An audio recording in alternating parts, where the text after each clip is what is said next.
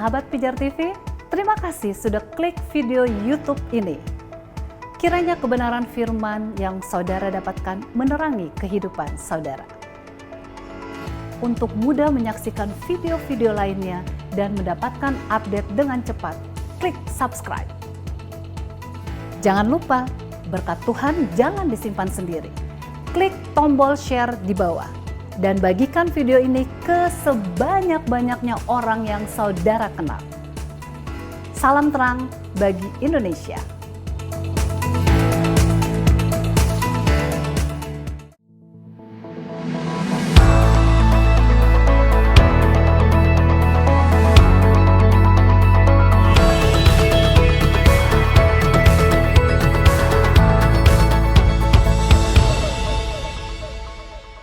Shalom sahabat pijar, kita tahu di Alkitab bahwa Paulus merasa senang di dalam penderitaannya karena semua itu menyatakan kuasa Allah. Jadi bisa disimpulkan bahwa kuasa Allah disempurnakan di dalam kelemahan manusia. Nah, penderitaan yang dimaksud di sini bukanlah penderitaan yang sengaja ditimpakan oleh seseorang ke atas dirinya dengan harapan bahwa perbuatannya itu akan mendatangkan keselamatan. Bukan. Yang dimaksud di sini adalah penderitaan karena Kristus. Paulus tetap merasa kuat pada waktu ia menanggung penderitaan itu karena ia bersandar kepada Kristus.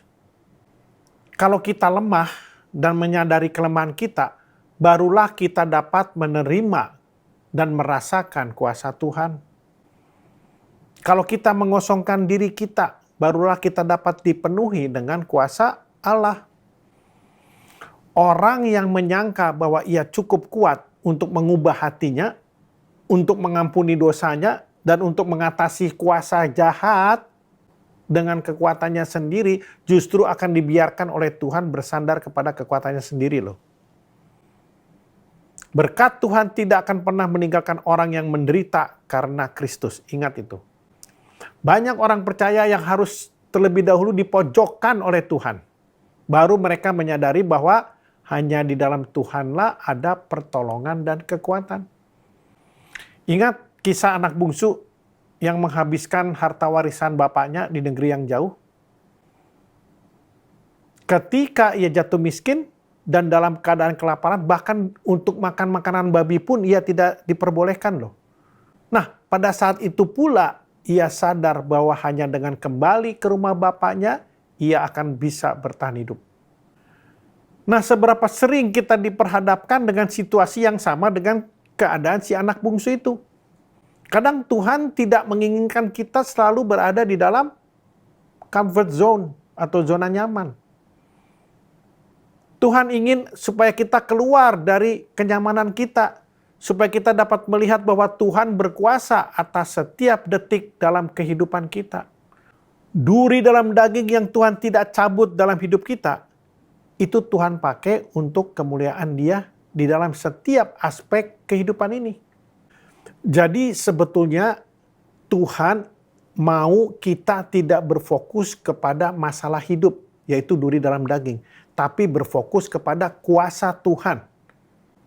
Sehingga kita mampu melakukan seluruh rencana dan rancangan Tuhan di dalam hidup kita. Itu cerita Paulus yang diangkat ke surga dan duri dalam daging yang selalu ada di dalam kehidupan pelayanannya. Itu sangat menjelaskan kepada kita bahwa kalaupun kita ingin bermegah, bermegahlah karena kita mengenal Allah pencipta langit dan bumi. Bukan bermegah karena apa yang kita miliki. Dan juga kita melihat melalui pelajaran hidupnya si Paulus ini, kita diingatkan agar tidak lagi berfokus pada nilai sementara di dalam kehidupan ini. Dan juga dari pelajaran hidupnya si Paulus ini, kita diingatkan agar kita tidak berfokus pada nilai-nilai sementara, tetapi pada nilai-nilai kekekalan. Dan kita juga bisa belajar dari Paulus untuk selalu berusaha senantiasa mengucap syukur. Jadi janganlah kita hanya memandang ke atas, karena kita tahu masih banyak orang yang ada di bawah kita yang berusaha merangkak naik ke atas. Kalau kita selalu melihat ke atas, kita tidak pernah puas. Tetapi ketika kita lihat ke bawah, barulah kita bisa mengucap syukur karena masih banyak orang yang berusaha mencapai tingkatan seperti apa yang kita dapati. Dalam segala hal, ucaplah syukur kepada Tuhan. Cari hal-hal yang masih dapat kita syukuri di balik segala masalah kehidupan ini, pergumulan yang sedang kita hadapi. Paulus juga mengajarkan agar kita selalu mengandalkan kekuatan Tuhan di dalam hidup ini. Sebetulnya ada 5 hal penting bagaimana kita dapat mengandalkan kekuatan Tuhan. Yang pertama, miliki karakter kerendahan hati. Yang kedua, mengenal Kristus dalam hidup kita. Dan yang ketiga, tetap berdoa. Dan yang keempat, cari rencana Tuhan di dalam hidup kita.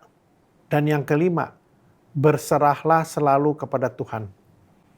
Kelima hal tersebut harus kita renungkan dan lakukan di dalam kehidupan kita supaya kita selalu bisa mengandalkan kekuatan Tuhan di dalam menjalani kehidupan ini.